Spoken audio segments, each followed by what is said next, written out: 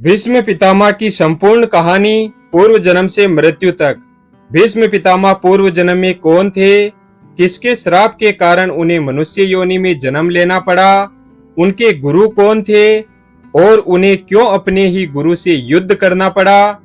भीष्म पितामह के पूर्व जन्म से लेकर उनकी इच्छा मृत्यु तक की संपूर्ण कथा इस प्रकार से है। पूर्व जन्म में वसु थे भीष्म।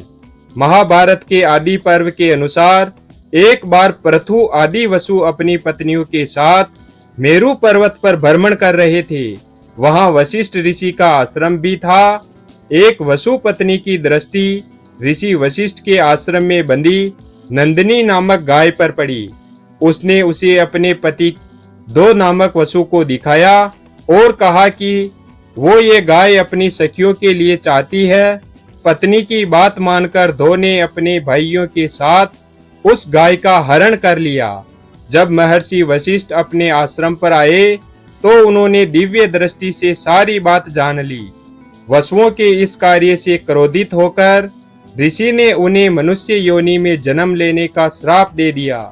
जब सभी वसु ऋषि वशिष्ठ से क्षमा मांगने आए तब ऋषि ने कहा कि तुम सभी वसुओं को तो शीघ्र ही मनुष्य योनि से मुक्ति मिल जाएगी, लेकिन इस दो नामक वसु को अपने कर्म भोगने के लिए बहुत दिनों तक पृथ्वी लोक पर रहना पड़ेगा। महाभारत के अनुसार दो नामक वसु ने गंगा पुत्र भीष्म के रूप में जन्म लिया था। श्राप के प्रभाव से वे लंबे समय तक पृथ्वी पर रहे तथा अंत में इच्छा मृत्यु से प्राण त्यागे। कैसे हुआ भीष्म पितामह का जन्म। भीष्म पितामह के पिता का नाम राजा शांतनु था। एक बार शांतनु शिकार करते करते गंगा तट पर जा पहुंचे। उन्होंने वहां पर एक सुंदर स्त्री को देखा। उसके रूप को देखकर शांतनु उस पर मोहित हो गए। शांतनु ने उसका परिचय पूछते हुए उसे अपनी पत्नी बनने को कहा। उस स्त्री ने बात मान ली, लेकिन एक शर्त रखी कि आप कभी भी मुझे किसी भी काम के लिए रोकेंगे नहीं, अन्यथा उसी पल मैं आपको छोड़कर चली जाऊंगी। शांतनु ने यह शर्त स्वीकार कर ली तथा उस स्त्री से विवाह कर लिया। इस प्रकार दोनों का जीवन सुखपूर्वक बीतने लगा। समय बीतने पर शांतनु के यहाँ 7 पुत्रों ने जन्म लिया, लेकिन सभी पुत्रों को उस स्त्री ने गंगा नदी में डाल दिया। शांतनु यह देखकर भी कुछ नहीं कर पाए, क्योंकि उन्हें डर था कि यदि मैंने इससे इसका कारण पूछा तो यह मुझे छोड़कर चली जाएगी। 8वां पुत्र होने पर जब वह स्त्री उसे भी गंगा में डालने लगी तो शांतनु ने उसे रोका और पूछा कि वह ऐसा क्यों कर रही है। उस स्त्री ने बताया कि मैं देव नदी गंगा हूँ तथा जिन पुत्रों को मैंने नदी में डाला था वे सभी वसु थे, जिन्हें वशिष्ठ ऋषि ने श्राप दिया था। उन्हें मुक्त करने के लिए ही मैंने उन्हें नदी में प्रवाहित किया। आपने शर्त न मानते हुए मुझे रोका, इसलिए मैं अब जा रही हूँ। ऐसा कहकर गंगा शांतनु के 8वें पुत्र को लेकर अपने साथ चली गई। देवव्रत था भीष्म पितामह का असली नाम। गंगा जब शांतनु के 8वें पुत्र को साथ लेकर चली गई तो राजा शांतनु बहुत उदास रहने लगे। इस तरह थोड़ा और समय बीता। शांतनु एक दिन गंगा नदी के तट पर घूम रहे थे। वहां उन्होंने देखा कि गंगा में थोड़ा सा जल रह गया है और वह भी प्रवाहित नहीं हो रहा है। इस रहस्य का पता लगाने के लिए जब शांतनु आगे गए तो उन्होंने देखा कि एक सुंदर व दिव्य युवक अस्त्रों का अभ्यास कर रहा है और उसने अपने बाणों के प्रभाव से गंगा की धारा रोक दी है। यह दृश्य देखकर शांतनु को बड़ा आश्चर्य हुआ। तभी वहां शांतनु की पत्नी गंगा प्रकट हुई और उन्होंने बताया कि यह युवक आपका 8वां पुत्र है। इसका नाम देवव्रत है। इसने वशिष्ठ ऋषि से वेदों का अध्ययन किया है तथा परशुराम जी से इसने समस्त प्रकार के अस्त्र शस्त्रों को चलाने की कला सीखी है। यह श्रेष्ठ धनुर्धर है तथा इंद्र के समान इसका तेज है। देवव्रत का परिचय देकर गंगा उसे शांतनु को सौंप कर चली गई। शांतनु देवव्रत को लेकर अपनी राजधानी में लेकर आए तथा शीघ्र ही उसे युवराज बना दिया। गंगा पुत्र देवव्रत ने अपने अच्छे व्यवहार के कारण शीघ्र प्रजा को अपना हितैषी बना लिया, इसलिए देवव्रत का नाम पड़ा भीष्म। एक दिन राजा शांतनु यमुना नदी के तट पर घूम रहे थे, तभी उन्हें वहां एक सुंदर युवती दिखाई दी। परिचय पूछने पर उसने स्वयं को निषाद कन्या सत्यवती बताया। उसके रूप को देखकर शांतनु उस पर मोहित हो गए तथा उसके पिता के पास जाकर विवाह का प्रस्ताव रखा। तब उस युवती के पिता ने शर्त रखी कि यदि मेरी कन्या से उत्पन्न संतान ही आपके राज्य की उत्तराधिकारी हो तो मैं इसका विवाह आपके साथ करने को तैयार हूँ। यह सुनकर शांतनु ने निषाद राज को इनकार कर दिया, क्योंकि वे पहले से ही देवव्रत को युवराज बना चुके थे। इस घटना के बाद राजा शांतनु चुप से रहने लगे। देवव्रत ने इसका कारण जानना चाहा तो शांतनु ने कुछ नहीं बताया। तब देवव्रत ने शांतनु के मंत्री से पूरी बात जान ली तथा स्वयं निषाद राज के पास जाकर पिता शांतनु के लिए उस युवती की मांग की। निषाद राज ने देवव्रत के सामने भी वही शर्त रखी।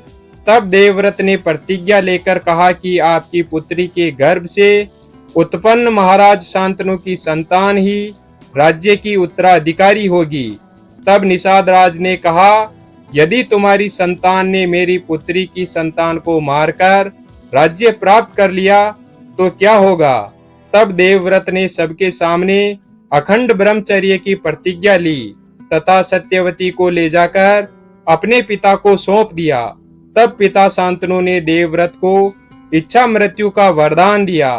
देवव्रत की इस भीषण प्रतिज्ञा के कारण ही उनका नाम भीष्म पड़ा। भीष्म ने क्यों किया अपने गुरु से युद्ध?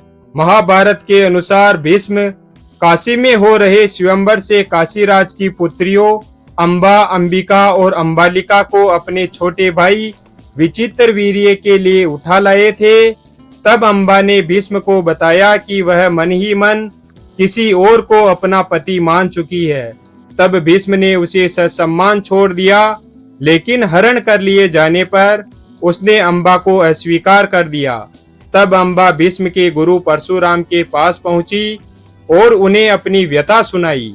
अंबा की बात सुनकर भगवान परशुराम ने भीष्म को उससे विवाह करने के लिए कहा, लेकिन ब्रह्मचारी होने के कारण भीष्म ने ऐसा करने से इनकार कर दिया।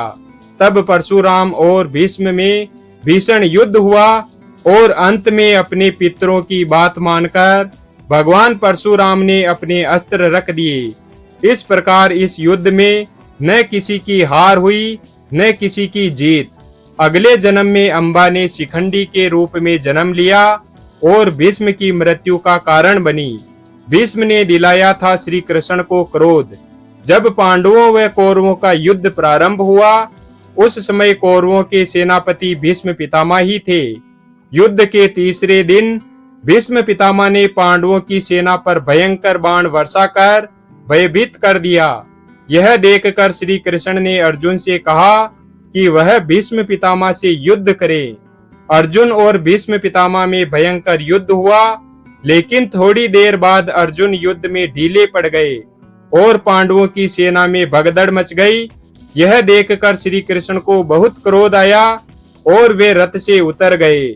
श्री कृष्ण अपने हाथ में सुदर्शन चक्र लेकर बड़ी तेजी से भीष्म की ओर झपटे। श्री कृष्ण के इस रूप को देखकर भीष्म बिल्कुल भी भयभीत नहीं हुए। भगवान श्री कृष्ण को ऐसा करते देख अर्जुन रोकने के लिए उनके पीछे दौड़े। अर्जुन ने श्री कृष्ण को आश्वासन दिया कि अब मैं युद्ध में ढिलाई नहीं करूंगा, आप युद्ध मत कीजिए। अर्जुन की बात सुनकर श्री कृष्ण शांत हो गए और पुनः अर्जुन का रथ हाँकने लगे। भीष्म ने स्वयं बताया था अपनी मृत्यु का रहस्य। महाभारत के युद्ध में भीष्म पितामह ने पांडव सेना में भयंकर हाहाकार मचाई। पांडव भी भीष्म का यह रूप देखकर डर गए। तब उन्होंने भगवान श्री कृष्ण से भीष्म पितामह को हराने का उपाय पूछा।